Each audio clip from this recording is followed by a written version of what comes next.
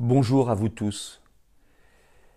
Je viens de lire une révélation dans le Canard enchaîné de ce matin qui confirme ce que j'avais entendu venant de multiples directeurs de maisons de retraite, de praticiens hospitaliers, et que je ne pouvais pas croire et dont je ne vous avais pas parlé parce que je ne voulais pas être accusé de propagation d'accusations excessives. De quoi s'agit-il ? Il s'agit de ce qu'on ne vous dit pas à la télévision.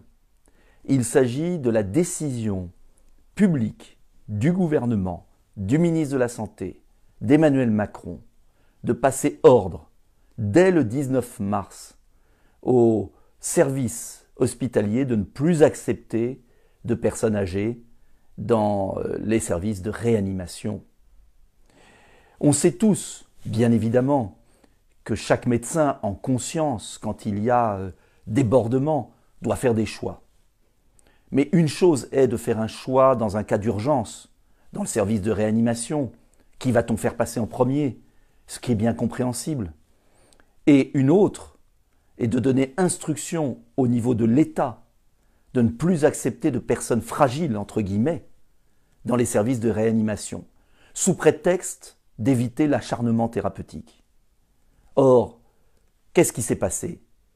Ce qui s'est passé, selon le Canard enchaîné, c'est que le 19 mars, l'État a demandé de ne plus accepter les personnes fragiles en réanimation. La conséquence, c'est que au 21 mars, par exemple pour l'assistance publique de Paris, il y avait dans les services de réanimation 19% de plus de 75 ans et 9% de plus de 80 ans. Et qu'ensuite, le 5 avril, je reprends ma feuille parce que j'ai noté, le 5 avril, on est passé à 7% seulement de plus de 75 ans dans les services de réanimation et 2% seulement de plus de 80 ans. Ce qui s'est passé aussi, c'est que très vite, la moitié des décès en France a été des plus de 80 ans. Cela veut dire qu'on a laissé mourir nos aînés dans les EHPAD par une décision venue d'en haut. Tout ça parce que on n'a pas voulu réouvrir les lits d'hôpitaux nécessaires. Tout cela parce que on n'a pas mis les moyens nécessaires, rapidement, pour multiplier les lits de réanimation. Et encore aujourd'hui, lundi, c'est-à-dire il y a 2 jours, j'ai posé la question au Premier ministre qui a refusé de me répondre en lui demandant pourquoi on ne montait pas le nombre de lits de réanimation pour atteindre le niveau de l'Allemagne, du Japon et de la Corée du Sud. Ces pays ont moins de morts, la Suisse aussi, parce qu'ils ont davantage de lits de réanimation et qu'ils ont pu donc accueillir les plus de 80 ans, les personnes dans les EHPAD. Je ne dis pas d'accueillir des personnes qui ont une comorbidité et qui ont 98 ans. Je dis simplement qu'entre 98 ans et 75 ans, il y a de la marge. Et il est absolument indigne de notre pays d'avoir refusé d'augmenter suffisamment les lits de réanimation, d'avoir refusé de réouvrir le Val-de-Grâce, d'avoir refusé de réouvrir un hôpital par région française et d'avoir donné ordre de ne plus accepter de personnes fragiles, sous prétexte de refuser l'acharnement thérapeutique, mais de manière systématique. Et l'article du Canard enchaîné est particulièrement grave. Et Emmanuel Macron devra répondre devant l'histoire et devant la justice d'avoir préféré faire des économies plutôt que de sauver des vies.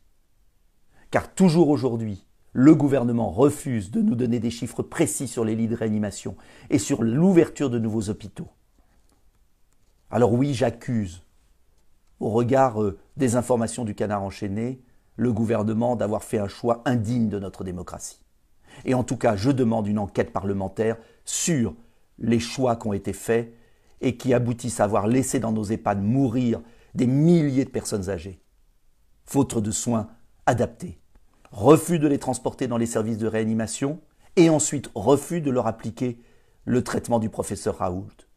Professeur Raoult qui, dans une toute récente vidéo, nous explique très bien pourquoi on a préféré attendre, alors qu'au pic de l'épidémie, on pouvait administrer des traitements qui auraient pu permettre, peut-être, de sauver des vies. La situation est gravissime et notre pays souffre d'indignité. Je vous demande de diffuser cette vidéo car il faut faire connaître cet article du Canard enchaîné dont bien sûr personne ne parlera à la radio et à la télévision, tellement les conséquences sont graves pour le pouvoir actuel. Et je redemande solennellement au gouvernement d'autoriser le transfert des personnes âgées des EHPAD vers les services de réanimation, d'augmenter le nombre de lits de réanimation et d'administrer le traitement du professeur Raoult dans les EHPAD aux personnes qui ont un début de Covid-19. Ce sont 3 mesures précises que je demande au gouvernement solennellement devant vous. Je vous supplie de diffuser cette vidéo. Les Français doivent savoir la tragédie qui se produit dans nos EHPAD, doivent savoir qu'il y avait une autre façon d'agir et qu'il y a encore des mesures à prendre, que l'on peut prendre maintenant et qui peuvent sauver des vies demain. Augmentation, je le répète, des lits de réanimation, traitement du professeur Raoult en début de Covid et création de services nouveaux pour prévenir dans les années futures. Bonne journée malgré cette terrible nouvelle qui a été confirmée par la presse ce matin.